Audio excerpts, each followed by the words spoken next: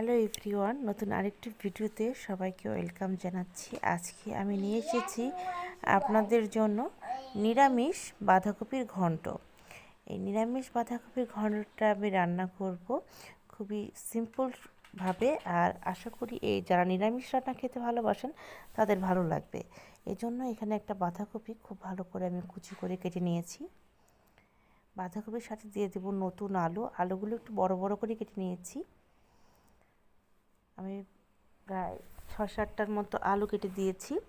কড়াইতে দিয়ে দিয়েছি সাদা তেল, তাতে আস্ত জিরা আর ২টা তেজপাতা, সাথে একটা শুকনো মরিচ আমি ফোড়ন দিয়ে দিয়েছি।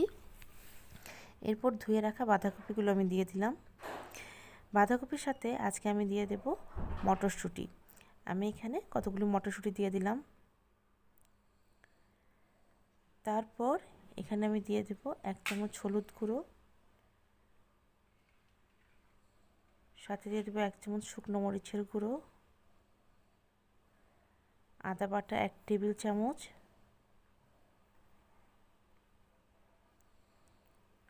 সাথে দিয়ে দেব ১ চামচ ভাজা জিরে গুঁড়ো, আর দিয়ে দেব স্বাদ অনুযায়ী লবণ। লবণটা পরিমাণ মতো দিতে হবে, প্রয়োজনে লবণ কম দেবেন। নামানোর আগে আমরা লবণটা যদি লাগে সেক্ষেত্রে অ্যাড করে দেব। এখন সব কিছু খুব ভালোভাবে আমি মিক্সড করে দিচ্ছি। আমার এই রেসিপিগুলো আপনাদের ভালো লেগে থাকলে আমার চ্যানেলটা সাবস্ক্রাইব করে পাশে থাকা বেল আইকনটা বাজিয়ে দেবেন। আমি যখনই আমার চ্যানেলে কোনো নতুন ধরনের রেসিপি আপলোড করব, আপনি সবার আগে নোটিফিকেশন পেয়ে যাবেন। এখন ৫-৬টা কাঁচামরিচ মাঝখান থেকে ভেঙে আমি দিয়ে দিলাম, আর সাথে যে আলুটা ভেজে রেখেছিলাম সেই আলু ভাজাটাও কিন্তু দিয়ে দিলাম। এখন সব কিছু খুব ভালোভাবে মিক্সড করে দেব। এই বাঁধাকপির ঘন্টটা যারা নিরামিষ খেতে ভালোবাসেন, নিরামিষের দিনে এই রেসিপিটা রান্না করে দেখবেন, আশা করি ভালো লাগবে। এখন নামানোর আগে ফ্লেভারের জন্য আমি দিয়ে দিলাম ৪-৫টার মতো দারচিনি আর ৩-৪টার মতো এলাচ। এলাচগুলো মাঝখান থেকে ভেঙে দিয়েছি, এতে করে খুব সুন্দর একটা ফ্লেভার অ্যাড করবে। এখন সব কিছু খুব ভালোভাবে আমি মিক্সড করে দিচ্ছি। এই বাঁধাকপির ঘন্টটা কিন্তু আপনারা চাইলে ভাতের পরিবর্তে রুটি অথবা পরোটা, এমনকি লুচির সাথেও সার্ভ করতে পারবেন।